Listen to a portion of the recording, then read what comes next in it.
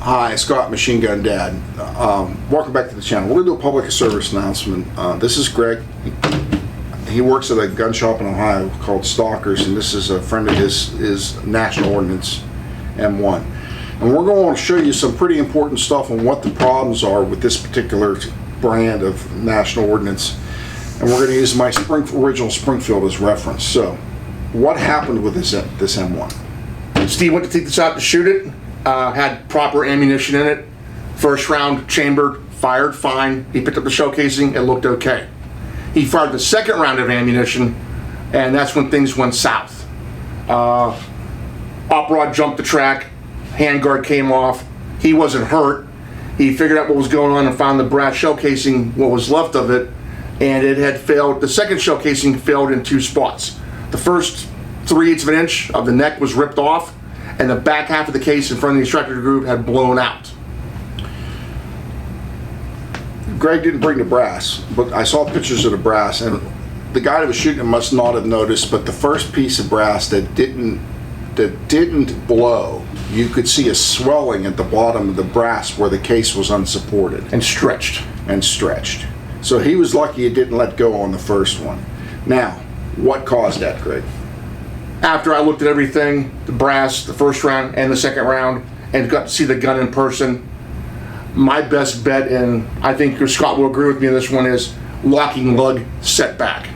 Severe locking lug setback. What causes that? Improper heat treatment. And a lot of use. Primarily improper heat treatment. Well, yeah, you can shoot a regular M1, millions of rounds, but if you've got what National Ordnance is, they hurried these out thinking people were only going to shoot 500 rounds out of them. Well, that wouldn't happen in 500 rounds. About 1,000. Possibly. 1,500, yes. It'll start to set back. Now, what we're going to do is we're going to move in close, so I'll get my little pointy finger thing here, and we'll show you the differences in the two receivers. This is the Springfield right here. Basically, on a Garand, you have three interfaces. You have this one, you have this one, and there's a safety notch in here in the back. Okay? This is Greg's buddy's gun. Well, the first thing I noticed before Greg even talks is this little tang safety notch isn't even on this receiver. It's all open. It's not broken off because we looked inside. It's blued. Now, Greg, tell them about what you said about the receiver lugs wearing back. Locking lug setback. If we go back to Scott's rifle here real quick, notice with it in the bolt in the closed position, there's no slop, no play. Now we go to Steve's gun. Now again, sorry, back to Scott's. This gun is properly head spaced and proper geometry to cause that bolt to lock up tight. Now if we go back to Steve's gun with the locking lug setback, see that? The bolt rotates, the bolt slides forward and back.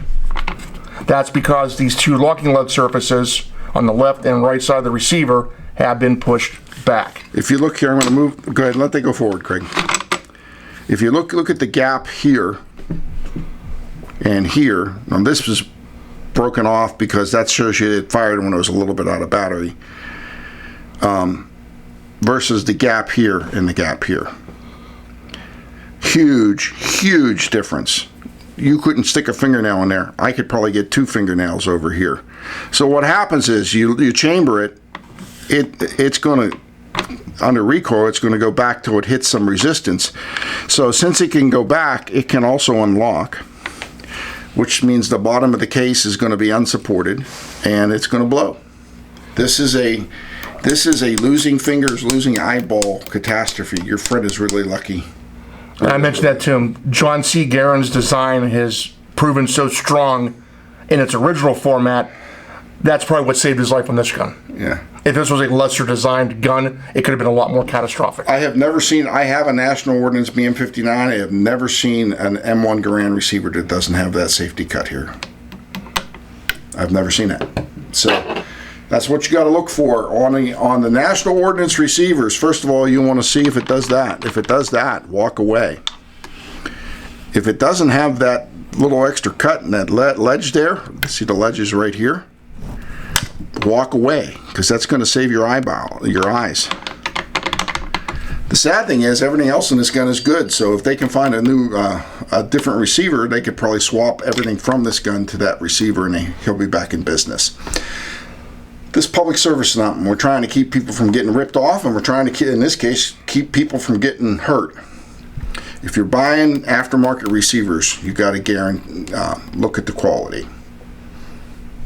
I thought of this after we stopped filming. This is the Century Arms aftermarket receiver, and as you can see, it has that ledge that this one does not.